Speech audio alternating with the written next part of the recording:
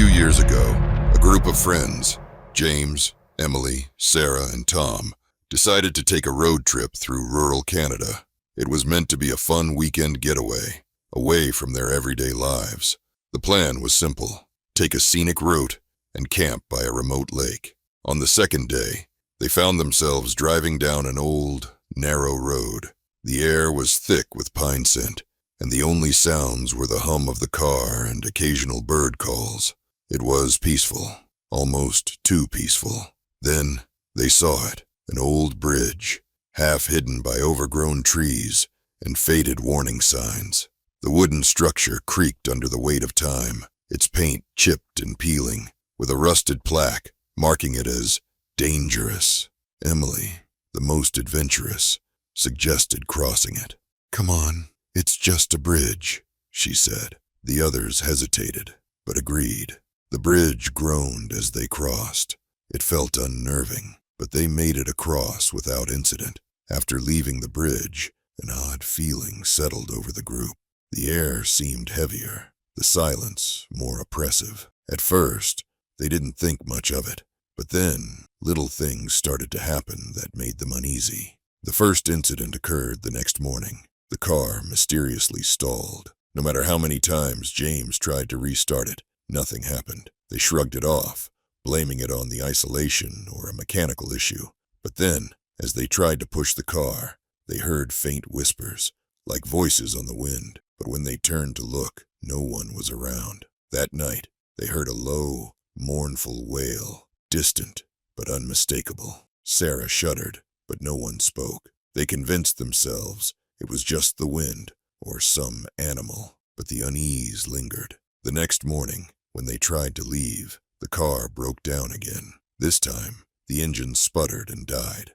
Tom inspected it, but everything appeared fine. It was as if the car refused to start. As they sat there, helpless, a strange dread filled the air. The lights seemed dimmer, the trees more oppressive. They decided to walk back toward the bridge, hoping for a signal or mechanic in a nearby town. But as they approached, Emily was missing. "Emily?"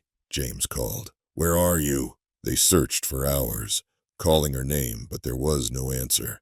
It was as if she had vanished.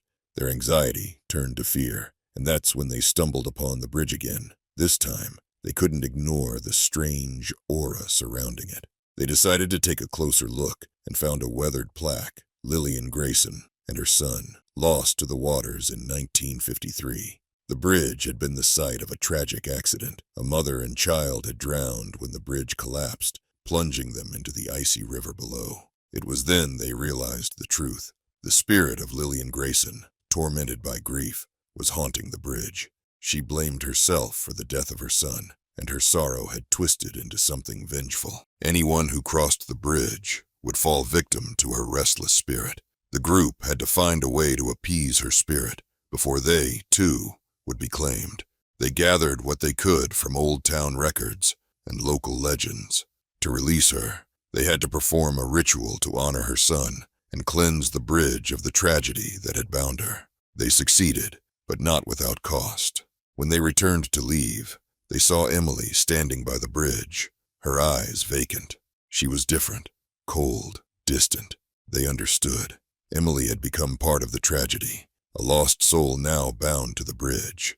As they left, they couldn't shake the feeling that they weren't alone. Lillian's spirit had been set free, but the memory of her grief lingered in the air. Somewhere, just beyond the horizon, they could still hear her mournful wail, waiting for the next travelers to cross.